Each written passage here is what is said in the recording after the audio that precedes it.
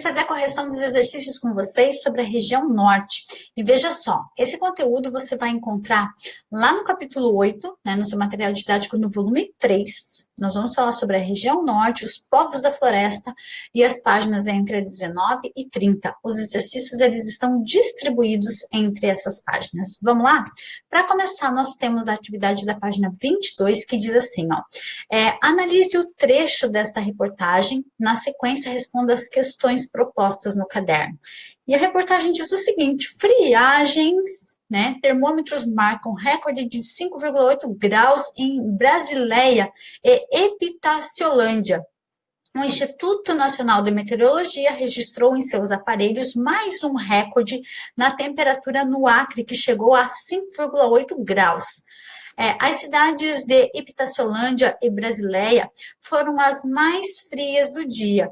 Já na capital, Rio Branco, nos últimos 6 anos, registrou a menor temperatura de 9,2. Assim, o Acre mantém na liderança absoluta como sendo o estado mais frio da Amazônia, pois é a porta de entrada dos fortes ventos de origem polar que ocorrem no inverno. No Amazonas, a cidade de Boca do Acre liderou com 9,6 graus. Até a cidade de São Gabriel da Cachoeira, situada na linha do Equador, esfriou como havíamos previsto e anunciado com mínima de 18,9 graus, disse o pesquisador David Friari. E aí a pergunta é a seguinte: como a chegada da friagem deve afetar o cotidiano dos acreanos?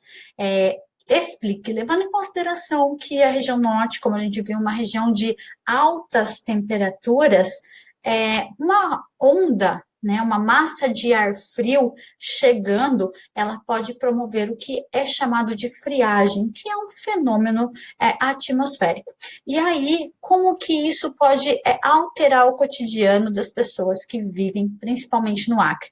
E a resposta para essa pergunta é por meio de que essas pessoas não estão habituadas com essas temperaturas e precisam de roupas, né, para o dia a dia, assim como cuidados em relação a contrair algumas doenças, como a gripe, por exemplo. E a letra B diz assim, ó, caso viva em outra parte do país, responda. As temperaturas que ocorrem no estado do Acre são tão baixas quanto as que ocorrem no seu estado? Justifique a sua resposta. Então, aqui fica uma resposta pessoal que cabe você a fazer um levantamento das temperaturas do estado onde você mora e comparar com as temperaturas do Acre. E a número 2, ela vem trazendo um texto que diz assim, ó, você já ouviu falar sobre a expressão espinha de peixe? Observe a imagem ao lado, ela mostra que o avanço do desmatamento em áreas florestais segue um padrão que, visto de cima, lembra o formato da espinha de peixe ou antena de TV.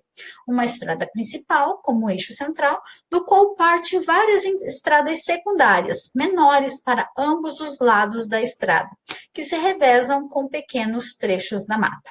Faça uma pesquisa na internet e escreva ao menos 2 razões pelas quais o desmatamento da Amazônia pode ser preocupante também para os brasileiros que moram em outras regiões. Então, aqui a gente tem um formato, né, de desmatamento, e a pergunta é como que esse desmatamento pode afetar a vida das pessoas nas outras regiões do território brasileiro. E o desmatamento ele pode provocar o aquecimento global, prejuízos socioambientais, doenças e mortes, além dos conflitos sociais. Então, fica à vontade para pesquisar outras informações também que se relacionem com o desmatamento e problemas nas demais regiões do Brasil. A próxima, da página 26, diz assim, ó, ajuste o foco. Em quais partes da floresta há maior desmatamento, né? Então, como a gente pode ver nesse mapa, é possível ver que a área florestada e a área desmatada em vermelho. Então, as regiões em vermelho são as áreas desmatadas. E olha só, essas áreas desmatadas, elas estão nas bordas da floresta e principalmente aos arredores das terras indígenas, como você pode perceber aqui no mapa. Em seguida, eu trago para vocês a seguinte pergunta: qual correlação é possível fazer entre o desmatamento e as terras indígenas? Essa correlação é possível pensar que as terras indígenas atuam em sentido contrário ao desmatamento. que tem na delimitação delas uma clara barreira ao seu avanço. O que ele quer dizer com isso? Que as terras indígenas, elas querem dizer não ao desmatamento, tá? Então, é uma relação contrária, uma correlação inversa ao que é o desmatamento. Em seguida, nós temos a atividade da página 30, que diz assim, ó, os povos nativos indígenas ocupam todo o território nacional, da Amazônia aos litorais sul, sudeste e nordeste. Estima-se que mais de 3 milhões de indígenas viviam no território brasileiro. Analise atentamente o mapa presente na página 2 lá do seu material de apoio e resolva as questões propostas, tá? E a primeira questão diz assim, ó, qual região brasileira apresenta maior concentração de terras indígenas? E é a região norte, como a gente pode ver. A número 2 diz assim, como a demarcação de terras indígenas interfere no problema do desmatamento amazônico?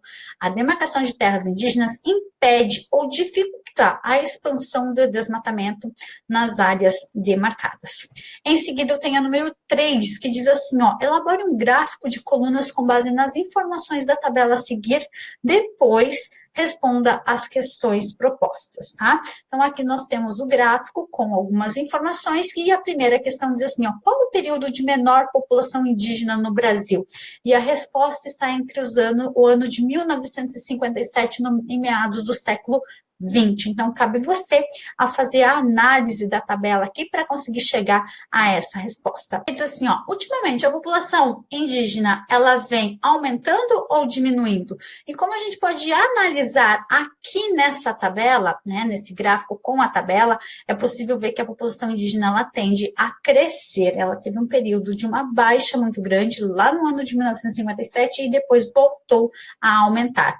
E a letra C, quais fatores podem ajudar a explicar as mudanças que ocorrem na quantidade de indígenas após a metade do século XX. E os fatores estão relacionados aos conhecimentos e os direitos constitucionais e a demarcação de terras indígenas. Muito bem, eu vou ficando por aqui. A gente se vê num próximo momento. Bons estudos para você!